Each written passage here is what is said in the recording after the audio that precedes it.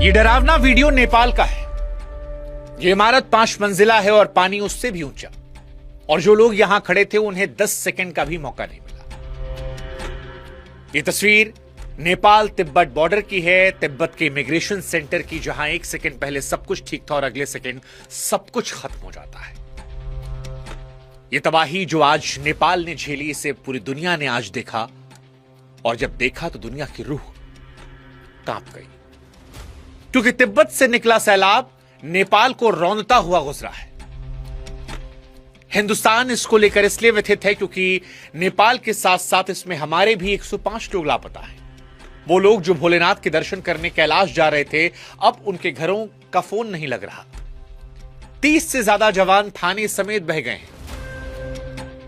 जो बचाने वाले थे वो खुद लापता है। 60 मजदूर सुरंग के अंदर थे और सुरंग के मुंह पर पूरी की पूरी नदी आ गई।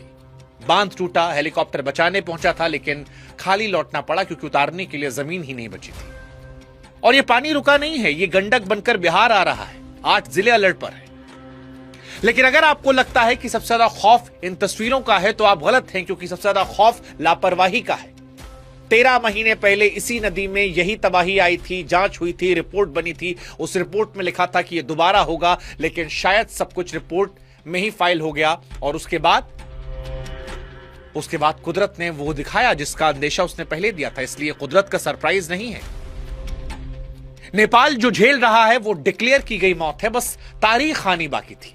और इसीलिए आज सवाल नेपाल की इस त्रासदी को लेकर है कि जब सब कुछ पता था तो सैकड़ों जिंदगियां उस रास्ते पर किसने छोड़ी?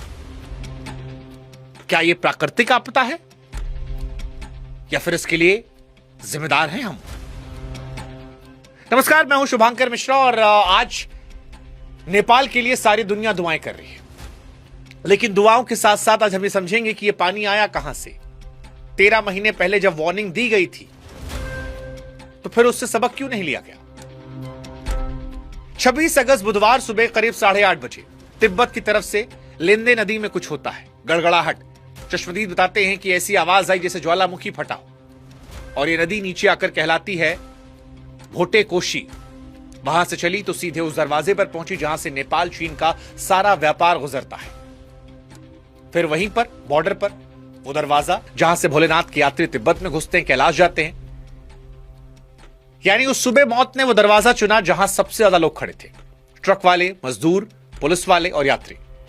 इसके बाद 9 बजे रसू वागड़ी पहुंचता है ये सैलाब, और यहीं पर वो सीसीटीवी वाला सीन आता है। कस्टम, ट्रक, इमिग्रेशन सब बह जाता है।